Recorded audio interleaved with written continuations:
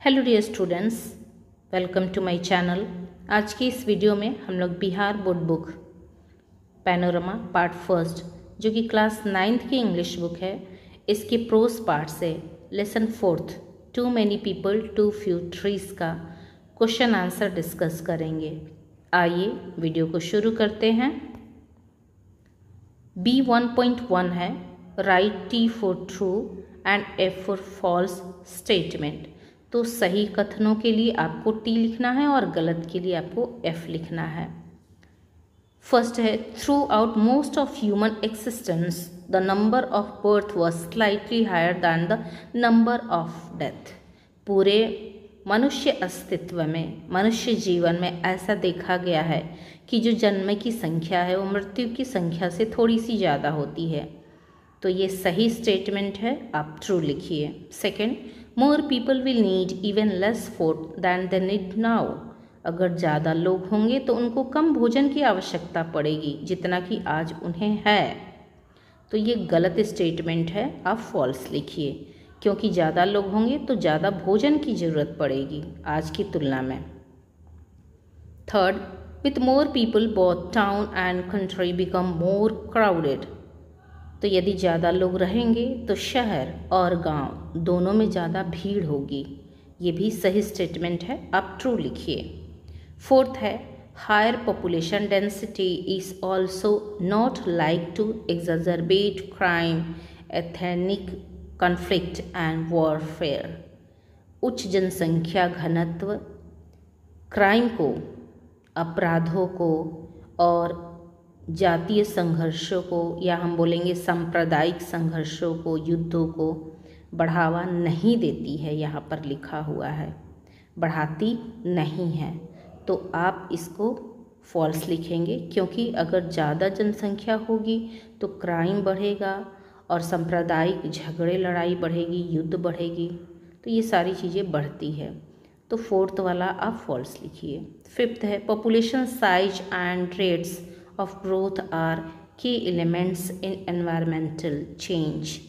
जो पॉपुलेशन की, जनसंख्या की जो आकार है और उनका जो ग्रोथ स्तर है, जो वृद्धि दर है, वो हमारे पर्यावरण के जितने भी चेंजिंग आते हैं, परिवर्तन आते हैं, उसकी ये की एलिमेंट है, मुख्य तत्व है। ये भी बात सही है।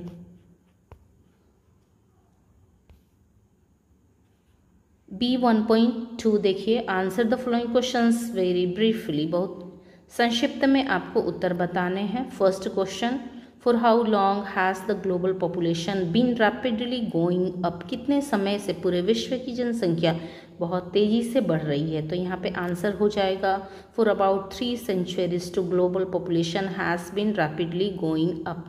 3 शताब्दियों से, यानी 300 साल से हमारे जो विश्व की पॉपुलेशन, जनसंख्या है, वो बहुत ही तेज़ी से बढ़े जा रही है।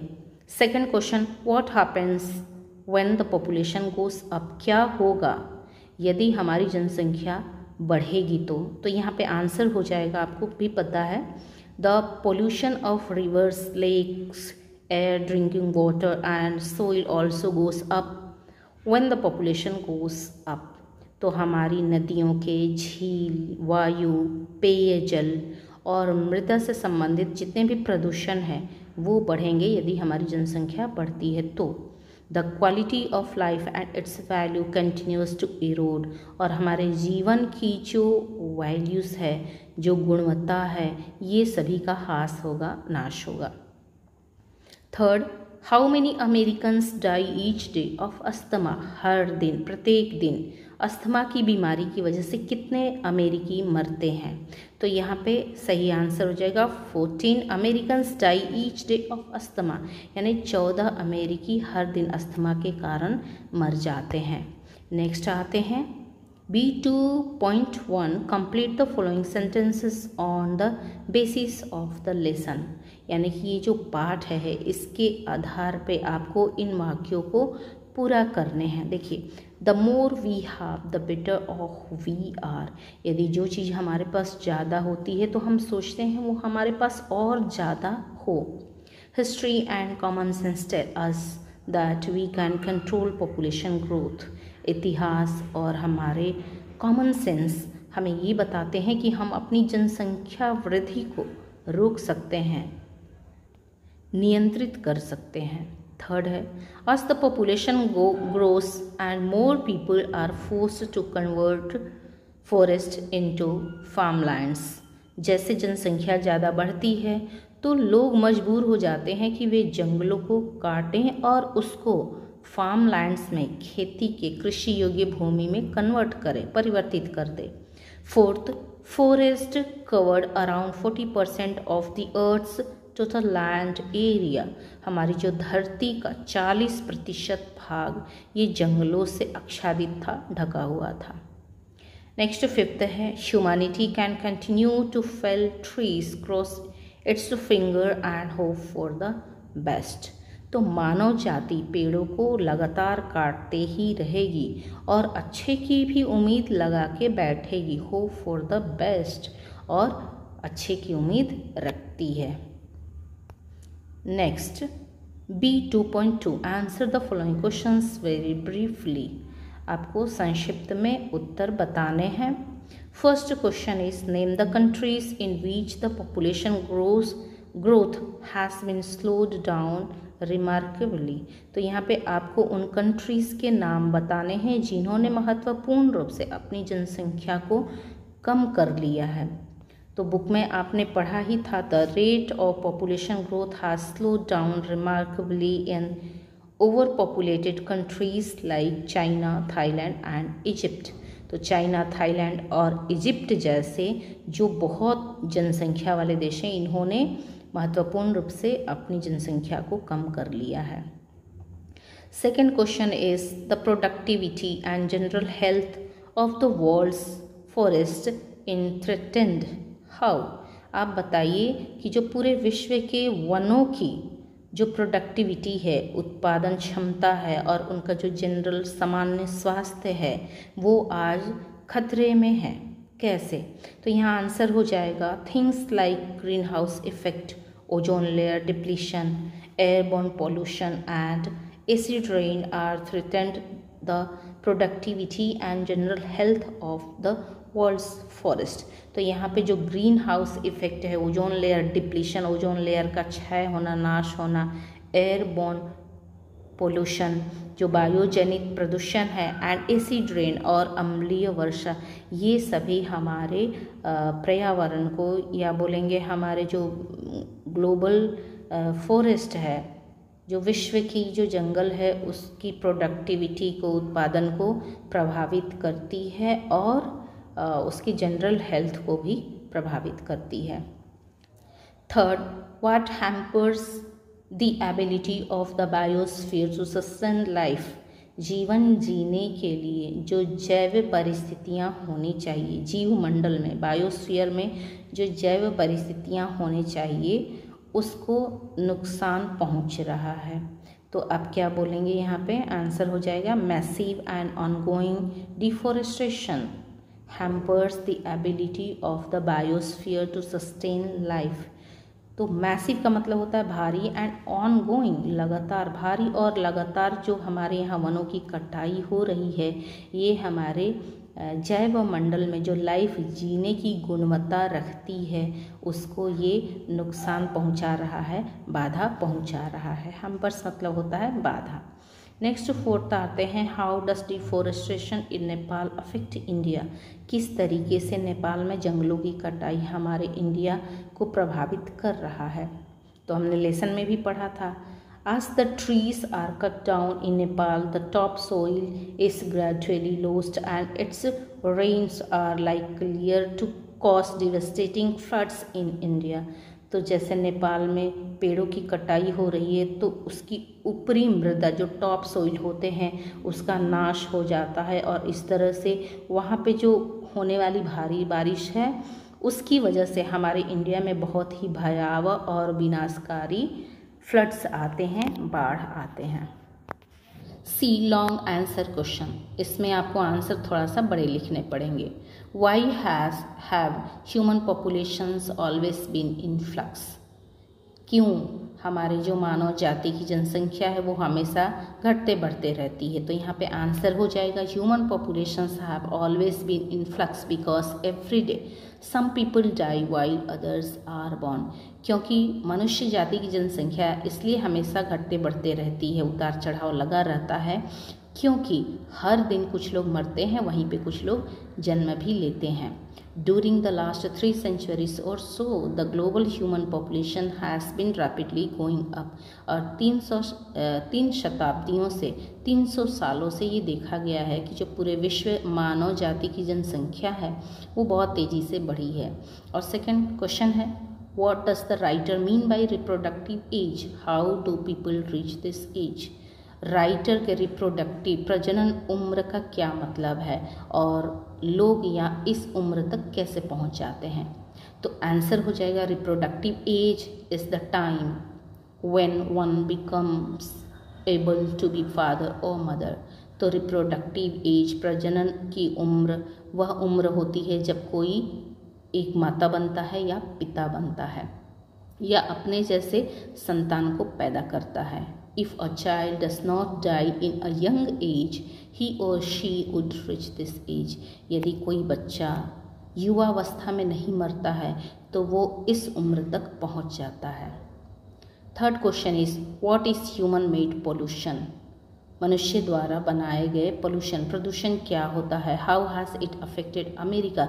ये किस तरह से अमेरिका को प्रभावित किया हुआ है? How will it affect your locality? और ये किस तरीके से आपकी लोकेलिटी को, आपके आसपास को प्रभावित करेगा?